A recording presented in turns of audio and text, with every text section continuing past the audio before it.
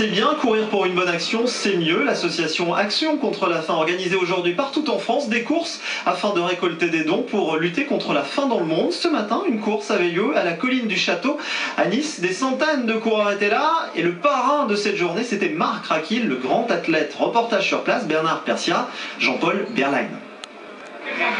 Un premier chiffre alarmant. Près d'1 milliard de personnes souffrent de malnutrition sur notre planète. Un fléau contre lequel l'association Action contre la faim se bat corps et âme. Un fléau qui n'est pas une fatalité.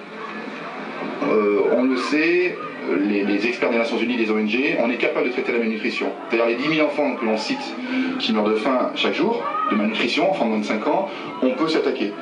Il y a à peu près 350 millions de dollars, il faudrait 1 milliard de dollars annuellement pour sauver ces gamins. Trouver de l'argent, d'ailleurs chaque marcheur niçois donnait ce qu'il voulait aujourd'hui, après notamment les 6 000 € recueillis vendredi par les élèves du collège Henri Fabre à Nice. Une implication de chacun qui toutefois n'est pas que financière. C'est bien beau de donner un chèque, c'est formidable, c'est le but, mais se mobiliser, se mettre en mouvement, mettre son corps en mouvement au service de la lutte contre la faim dans le monde. En plus du sport, on donne du plaisir aux gens en se dépensant dans nos disciplines, mais si en plus de ça, toute cette énergie qu'on a, on peut aussi la communiquer et la